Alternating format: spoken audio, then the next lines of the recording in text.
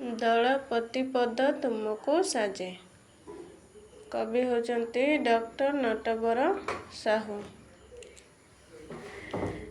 ବାର ବାର ହୋଇ ଶୁଭୁଛି ଡାକ, ହିରଣ୍ୟକ ହିରଣ୍ୟକ, ମୂଷିକ ରାଜ ହେ ବନ୍ଧୁ ମୋର, ବେଗେ ଆସି ଆମ ଜୀବନ ରଖ। ଶୁଣି ଏଇ ଡାକ ମୂଷିକ ରାଜ ବାହାରକୁ ଆସି ହୋଇଲେ ଉଭା, ଦଳବଳ ସହ କପୋତ ରାଜ ଦଶା ଦେଖି ସେତ ହୋଇଲେ କାବା। କପୋତ ରାଜନ କହିଲେ ସଖା, ଯାଇଥିଲୁ ବନ ପଥରେ ଉଡ଼ି, ପଡ଼ିଗଲୁ ଆମେ ବାଣୁଆ ଜାଳେ, ଖୁଦ କଣିକାର ଲୋଭରେ ପଡ଼ି।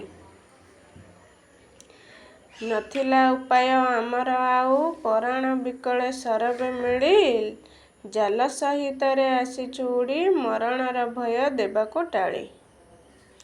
ମୋର ଅନୁଗତ କପୋତ ଦଳେ, ତୁମେଇ ପାରିବ ମୁକ୍ତ କରି, ମୂଷିକ ରାଜ ମୋ ବାଲ୍ୟ ସଖା, ଆମଠି କରୁଣା ବର୍ଷା କରି।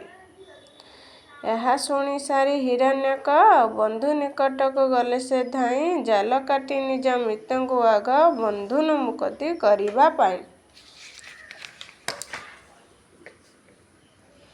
ଏହା ଦେଖି ତହୁଁ କପୋତ ରାଜ ମିତଙ୍କୁ କହିଲେ ବିନୀତ ହୋଇ, ପରଜାଙ୍କୁ ଆଗ ମୁକ୍ତ କର, ମୋ ଫାଶ କାଟିବ ଶେଷରେ ଭାଇ। ହିରଣ୍ୟକ ହସି କହିଲେ ସଖା, ଅଳପ ଶକତି କ୍ଷୀଣ ମୋ ଦେହ, ସବୁ କପୋତର କାଟିବି ଫାଶ, କିପରି ପାରିବି ତୁମେ ଯେ କୁହ।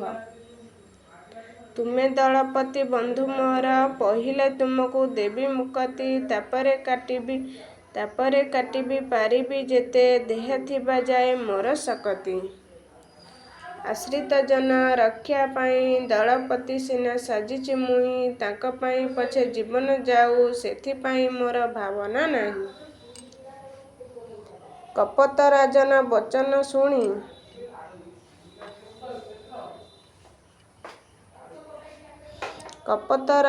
ବଚନ ଶୁଣି ହିରଣ୍ୟକ ହସି କହିଲେ ତେଜେ, ଆଦରସ ତୁମ ଧନ୍ୟ ସଖା, ଦଳପତି ପଦ ତୁମକୁ ସାଜେ।